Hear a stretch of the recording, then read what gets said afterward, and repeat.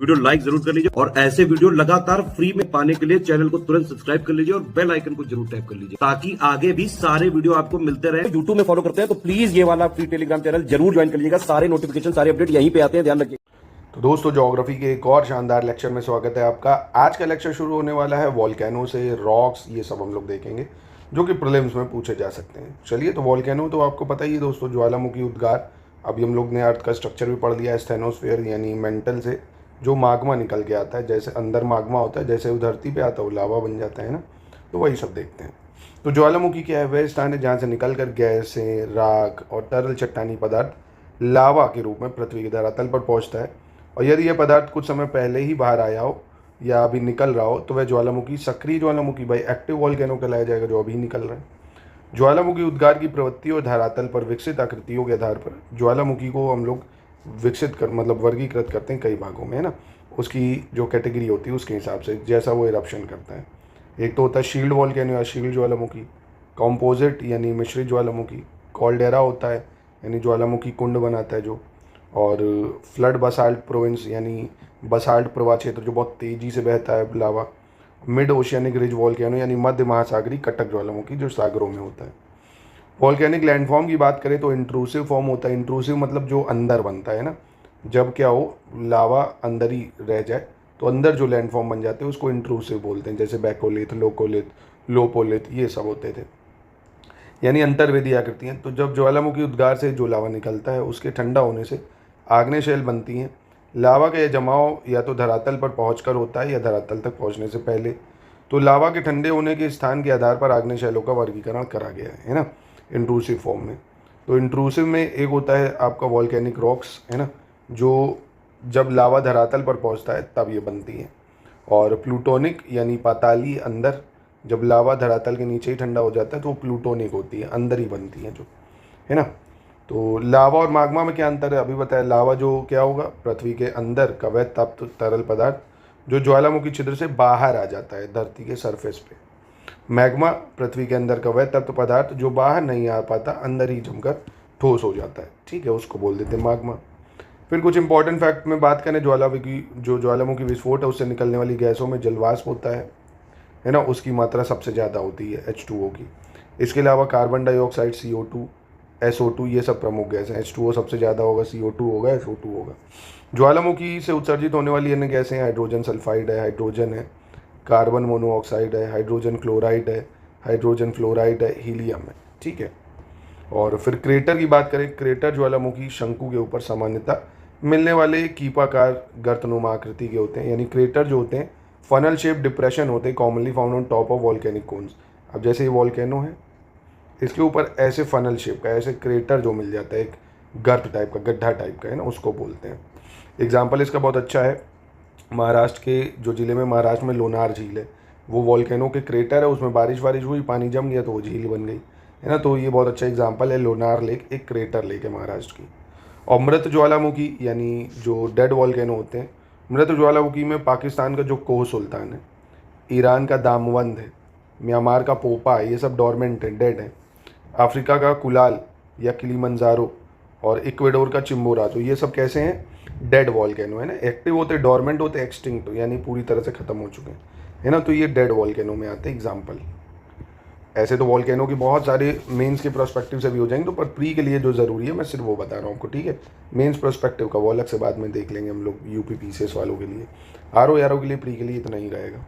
अब रॉक्स की बात करें तो इग्नियस, सेडिमेंट्री और मेटामॉर्फिक, 3 रॉक्स पढ़ने हैं आपको।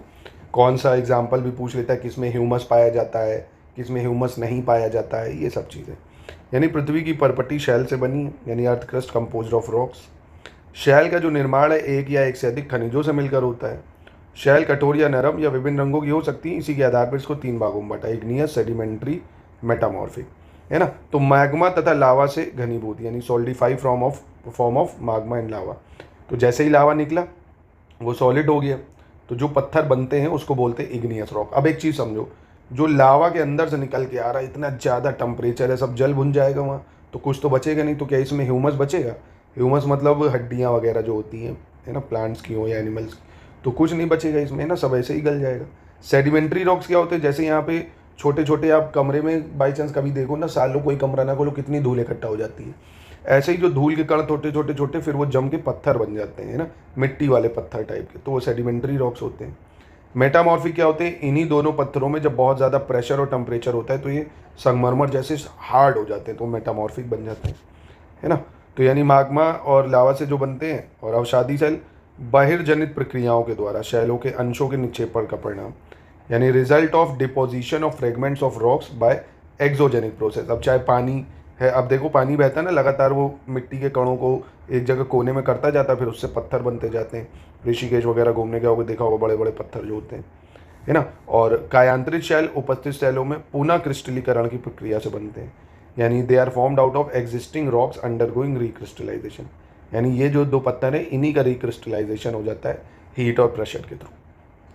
अब इग्नियस रॉक के एग्जाम्पल याद रखना आपको, जैसे ग्रेनाइट है, गैब्रू है, और पैगमेटाइट है, बसाल्ट है ना, ये सब एग्जाम्पल इग्नियस रॉक के, है ना। और निर्माण पद्धति के आधार पर अवसादी सेलों का वर्गीकरण भी 3 रूप में हम लोग करते हैं। एक यांत्रिक रूप से, यानी मैकेनिकल फॉर्म होता है। एक मैकेनिकल फॉर्म क्या होता है सेडिमेंट्री रॉक का, जैसे आप एग्जाम्पल के तौर पे याद सकते हो तो बालू काशम जो बालू से बनते हैं, पिंडशिला, चूना प्रस्तर, शेल, विमृता, यानी सैंडस्टोन है, कॉन्ग्लोमरेट है, लाइमस्टोन है, शेल है, लाओस है ना। तो ये ज़रूर याद रखना, एग्जाम्पल पूछ लेता है। ऑर्गेनिकली फॉर्म्ड यानी कार्बनिक रूप से जो बनते हैं तो आपके गीज़ाराइट होते हैं, चौक है, लाइमस्टोन है, कोल है। और केमिकली फॉर्म बनने वाले चर्ट हैं, लाइमस्टोन है, हैलाइट है, पोटाश है ना। तो अगर आपसे पूछ ले लाइमस्टोन या चूना पत्थर एक इसका एग्जांपल है, तो सेडिमेंट्री रॉक का है, देखो ना, डालो टूट जाता है एकदम, तो ज़्यादा वो फुसफुसा होता है, ठीक है। तो ये एग्जांपल आपको याद रखते हैं। मेटामॉर्फिक रॉक में आपके मार्बल वगैरह आ जाते हैं। तो कायांतरित का अर्थ है स्वरूप में परिवर्तन, तो दाब, आयतन और तापमान में परिवर्तन की प्रक्रिया के फलस्वरूप इन शैलों का निर्माण होता है ना। ये शैल दाब, आयतन और तापमान में परिवर्तन के द्वारा बनती है। वॉल्यूम, प्रेशर, टेम्परेचर इन पर पड़ता है तो ये जो होती है कायांतरित यानी ट्रांसफॉर्म हो जाती हैं, बहुत सॉलिड हो जाती हैं। अब जैसे लाइमस्टोन है भाई, वो अभी भुसभुसा होता है, डालो टूट जाएगा, वो मार्बल में कन्वर्ट हो जाता है जब उसमें बहुत सालों तक प्रेशर पड़ता है ना धरती के अंदर, तो वो मार्बल बन जाएगा, बहुत हार्ड बन जाएगा, ठीक है। ऐसे ही रॉक साइकिल होती है। Rock do not remain in their original form for long. अब सेडिमेंट्री हमेशा सेडिमेंट्री नहीं बनी रहेगी, वो मेटामॉर्फिक बन जाएगी। इग्नियस हमेशा इग्नियस नहीं बनी रहेगी, वो पानी हवा से टूटेगी, सेडिमेंट्री बन जाएगी। यानी ये ट्रांसफॉर्म होती रहती है, रॉक अपने मेन स्वरूप में नहीं रहती है ना। They do not remain in their original form, always transform. Rock cycle is a continuous process through which old rocks are transform into new ones, है ना। पुरानी हमेशा दूसरे फॉर्म में बदलेगी। अब टाइड्स की बात कर लेते हैं, बहुत इंपॉर्टेंट है ये भी, प्रीलिम्स के जो फैक्ट है उसको देख लेते हैं। Periodical rise and fall of sea level once और ट्वाइस अ डे, है ना। अब देखेंगे समुद्र में दिन में 1 बार या 2 बार जो उछाल आता है, बहुत तेजी से पानी ऊपर नीचे जाता है, टाइड्स बोलते हैं उसको। अब देखो कई लोग कहते हैं यार ग्रह व्रह का कुछ असर नहीं होता है हमारे जीवन पे, बिल्कुल होता है। एग्जाम्पल के तौर पे मैं आपको बता रहा हूँ, मानो या ना मानो। आप देखो ना, सूर्य है ना, चंद्रमा, पृथ्वी जब आते हैं तो टाइड्स आ जाते हैं। समुद्र इतना विशाल है, बल्कि कोई कनेक्शन नहीं है, ग्रह कहाँ है, समुद्र कहाँ है, उनको उछाल देता है, उनके पानी को। तो हमारे जीवन में भी तो ग्रहों का असर पड़ता है ना यार। अभी देखो कल अहमदाबाद में क्राइसिस हुई, मतलब प्लेन क्रैश हो गया, जो 242 लोग थे उसमें, एक बचा सिर्फ। ग्रह उसके अच्छे होंगे भाई, है ना। मैं ये थोड़ी कह रहा सारे सबके कर्म खराब होंगे भाई। आजकल कौन भाई देवता है, होगा कुछ ना कुछ गलती है, बट उसका ग्रह था मजबूत, है ना, नहीं आई उसकी मौत। तो कई चीज़ें होती हैं, ग्रहों का बहुत ज़्यादा इम्पैक्ट पड़ता है। कहते हैं ना ग्रह जब बुलंद होते हैं, अब मोदी जी के ग्रह बुलंद है इस टाइम, वो सिंदूर का पौधा लगाएं, कुछ भी लगाएं, सब चलेगा, समझ रहे हो। तो कहते हैं ना खुदा मेहरबान तो गधा पहलवान, वही सवाल है। लक भी बहुत बड़ा रोल प्ले करता है दोस्तों, मैंने ये खुद आजमाया। आप चाहे जितना पढ़ लें, एक से एक आप देखोगे घंटू लाल हो जाएंगे सिलेक्शन में, आपको लगेगा अबे ये हो गया, अबे ये, इससे तो लाख गुना बेहतर मैं हूँ। उनको बोलना नहीं आता होगा, आप देखोगे, बट है खुदा ने जो लिखा है, महादेव ने जो लिखा है किस्मत में, होगा तो वही। चलिए खैर, तो जो राइज और फॉल होता है सी लेवल में ग्रहों की वजह से, due to gravitational force of moon and sun. अब ये ग्रेविटेशनल फोर्स का नाम दे दिया उसी को, दिखता तो है नहीं ना, मून एंड सन, ठीक है। Is called tide. Movement of water cause by meteorological effect are called surges. Surges are not regular like tide. अब जो हवा और एटमॉस्फेरिक प्रेशर से भी आता है उसको सर्क्स बोल देते हैं। हिंदी में भी देख लो भाई लोग। चंद्रमा और सूर्य के आकर्षण के कारण दिन में 1 या 2 बार समुद्र तल का नियत कालिक उठने या गिरने का जो प्रोसेस है उसको ज्वार भाटा कहते हैं। जलवायु संबंधी प्रभाव में वायु और वायुमंडलीय दाब में परिवर्तन के कारण जल की गति को मोहरमी भी बोलते हैं। क्या बोलते हैं? महोरमी भी कहा जाता है। महोरमी ज्वार भाटाओं की तरह नियमित नहीं होते, मतलब रेगुलर नहीं आते। टाइड डेली आएगा ही आएगा। क्यों? क्योंकि आप देखते हो ना भाई, सन के चक्कर अर्थ लगा रहा है, अर्थ का चक्कर मून लगा रहा है, एक टाइम तो ये लोग पास आएंगे ना, तो ग्रेविटेशनल पुल लगता है 24 घंटे में। तो चंद्रमा के गुरुत्वाकर्षण के कारण तथा कुछ हद तक सूर्य के गुरुत्वाकर्षण द्वारा ज्वार भाटाओं की उत्पत्ति होती है। और दूसरा कारक अपकेंद्री बल जो होता है ना, वो जो कि गुरुत्वाकर्षण को संतुलित करता है। गुरुत्वाकर्षण बल तथा अपकेंद्री बल दोनों मिलकर पृथ्वी पर दो महत्वपूर्ण ज्वार भाटाओं को उत्पन्न करने के लिए उत्तरदायी। यानी एक तो है कारण मून का ग्रेविटेशनल पुल, ठीक है, to a greater extent and lesser extent to the sun gravitational pull. और दूसरा जो होता है another factor centrifugal force. Centrifugal force को कभी आपने एग्जांपल के तौर पर बताऊं, एक हाथ मतलब धागा बांध लो और ऐसे उसमें पत्थर बांध लो या बॉल, ऐसे ऐसे नचाओ, तो जैसे ही वो टूटेगी वो बाहर की तरफ जाएगी ना, तो सेंट्रीफ्यूगल फोर्स बाहर की तरफ फोर्स लगाता है और इन लोग का ग्रेविटेशनल पुल लगता है। तो ये क्या करता है? दोनों तरफ से टाइड लाता है, एक इस तरफ एक इस तरफ, है ना, ये चीज़ होती है।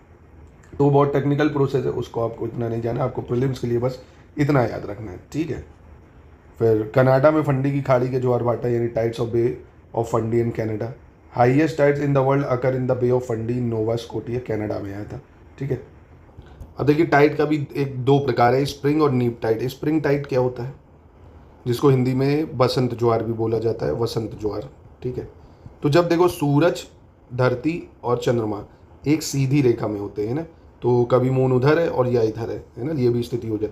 भाई फुल मून है जो अमावस्या में होता है 14 दिन में, और न्यू मून 14 दिन में होते हैं, जब ये सीधी रेखा में होते हैं। आसान शब्दों में इतना याद रखो, स्प्रिंग टाइड वो होते हैं जब सूरज, धरती और चंद्रमा एक सीधी रेखा में होते हैं, तो उसको स्प्रिंग टाइड बोल देते हैं। क्या बोल देते हैं? स्प्रिंग टाइड बोल देते हैं।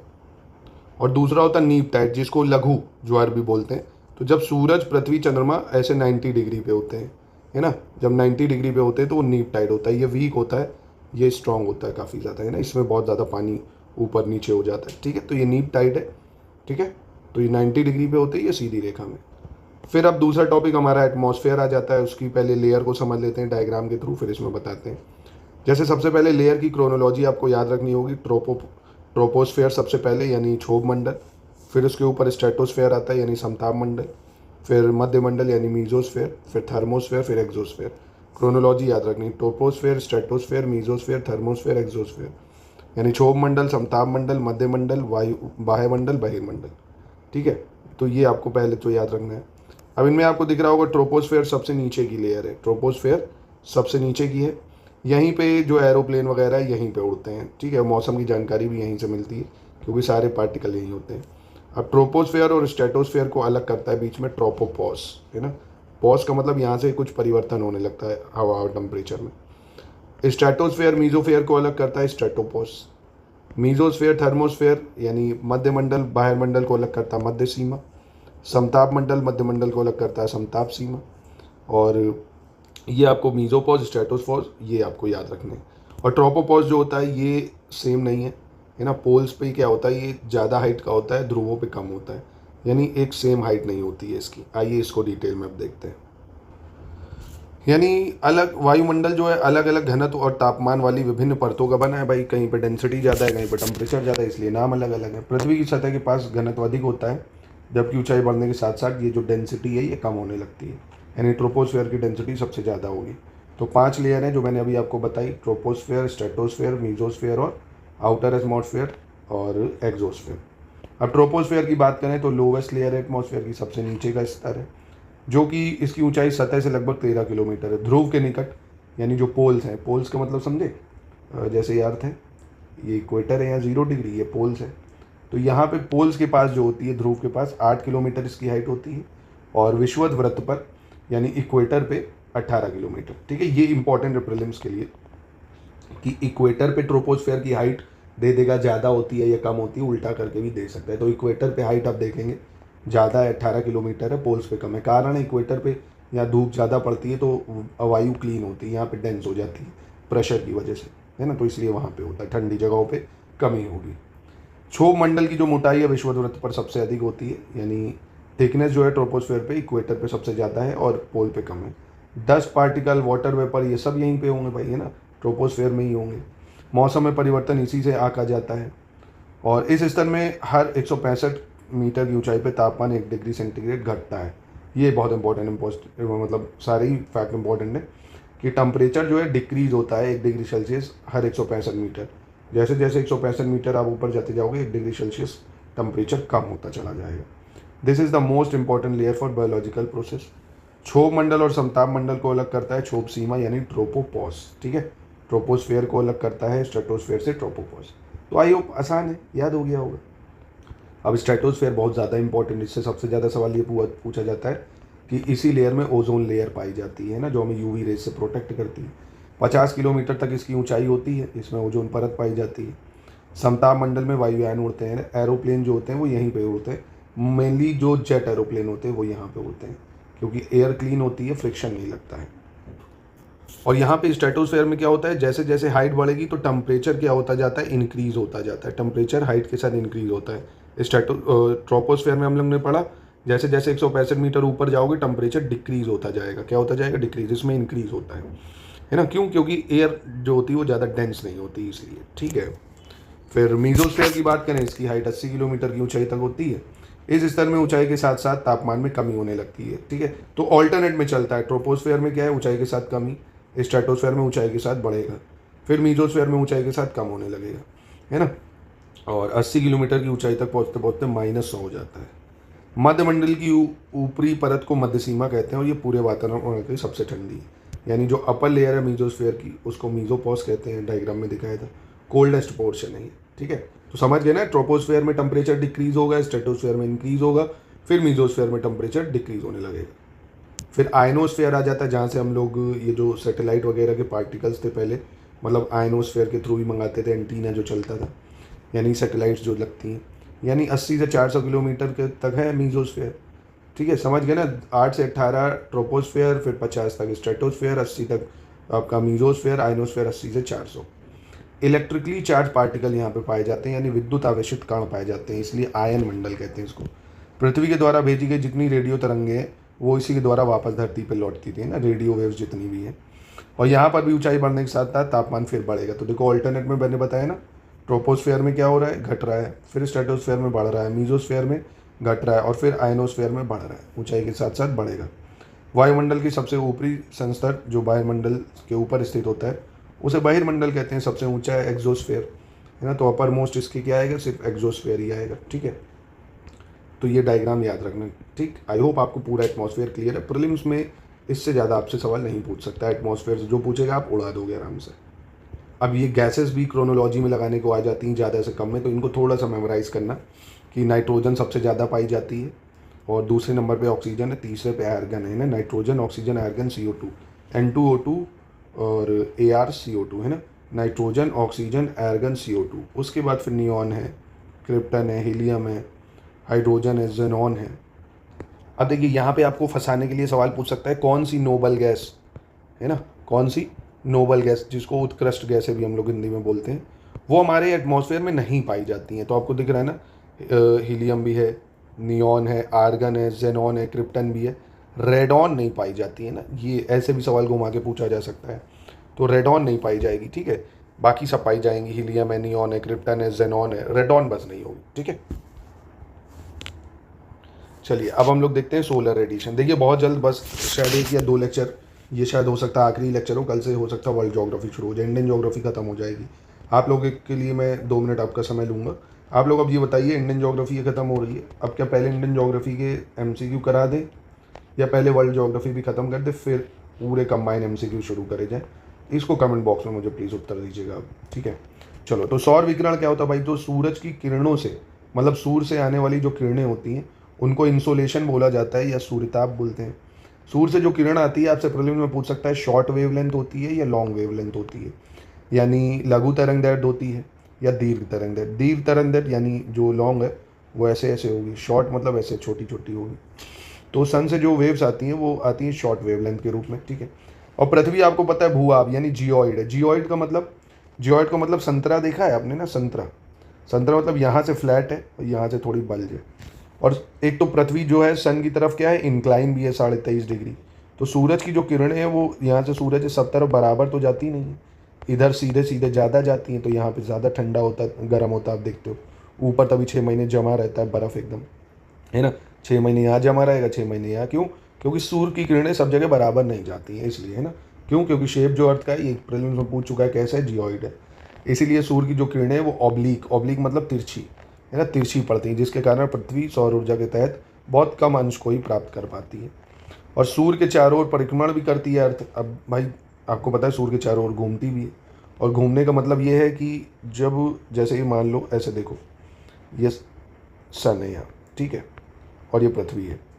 तो कॉपरनिकस ने बताया था कि एपी सेंटर, आपने अगर इलिप्ट पढ़ा हो, अगर मैथ में इक्लिप्स पढ़ा होगा, तो F1 F2 दो फोकस होते हैं, F1 पास F2 दो। तो मैं ज़्यादा साइंटिफिक आपको IITian नहीं बनाऊंगा, सिंपल सा मैं ये आपको बता रहा हूँ कि पृथ्वी 4 जुलाई को सूर्य के सबसे दूर ठीक होती है, तो उसको हम बोलते हैं अफीलियन। क्या बोलते हैं? अफीलियन, ठीक।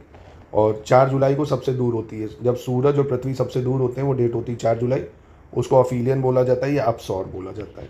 और 3 जनवरी को पृथ्वी और सूरज सबसे पास होते हैं, तो उसको परीलियन बोलते हैं, यानी उपसौर। याद करने का तरीका, पी से पास होता है ना, पी से पास, तो जब पृथ्वी और सूर्य सबसे पास होंगे तो परीलियन बन जाएगा, ठीक है। और ए से हो गया आपका डिस्टेंस में मेंटेन, मतलब दूर होगा जब पृथ्वी और सूर्य, तो अफीलियन। ये डेट है 4 जुलाई, ये डेट है 3 जनवरी। ये प्रीलिम्स में दाग देता सवाल बंदूक की तरह, तो याद रखना इसको।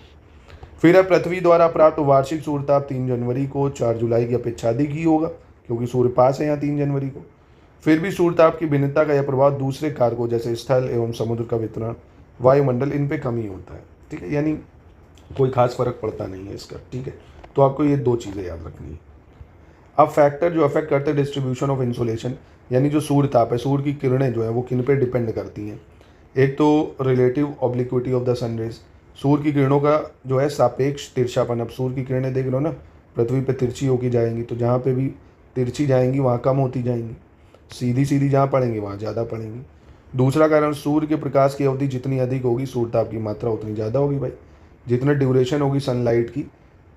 अब ड्यूरेशन अगर आपने लैटीट्यूड पढ़ा होगा तो आप जानते होंगे कि ड्यूरेशन इक्वेटर पे ज़्यादा होती है, 12 घंटे दिन 12 घंटे रात। जैसे जैसे ऊपर चले जाओगे सनलाइट जो होती जाती है, मतलब वो क्या होती जाएगी, लॉन्ग होती जाएगी। सॉरी, देखिए आसान शब्दों में समझिए एक बार।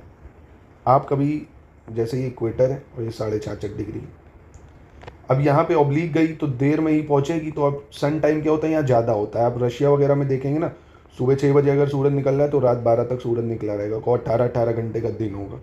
और वहाँ इक्वेटर में आप देखेंगे इक्वल रहेगा, 12 घंटे दिन 12 घंटे रात। हम 23.5 डिग्री के आसपास आते हैं तो 14 घंटे का दिन हो जाता है, 10 घंटे की रात हो जाती है। सर्दियों में ये उल्टा हो जाएगा, 14 घंटे की रात हो जाएगी, 10 घंटे का दिन हो जाता है।